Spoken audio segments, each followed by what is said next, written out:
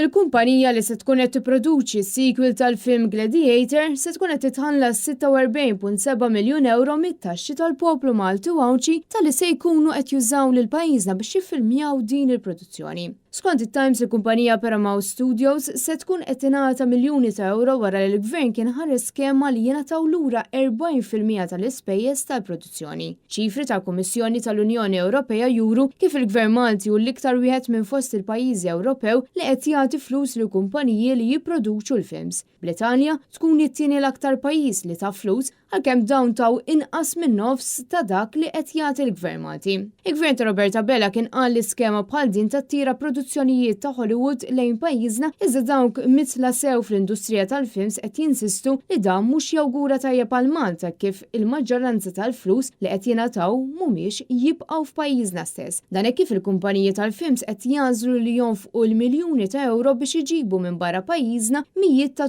atturi u professjonisti li jaħdmu wara l-kwinti.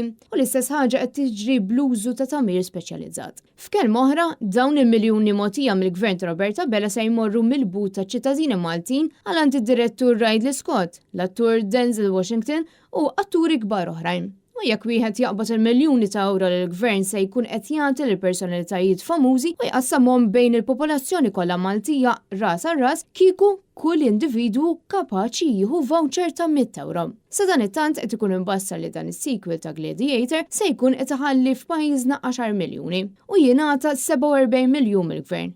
Li jfisser li se noħorġu 37 miljun euro mit-taxxi tagħna. Meta dan ikun ikkumparat mal-ewwel film ta' Gladiator li kien iħadem f'Malta fl-1999, dak iż-żmien l-ekonomija Maltija kienet daħlet 21 miljun euro.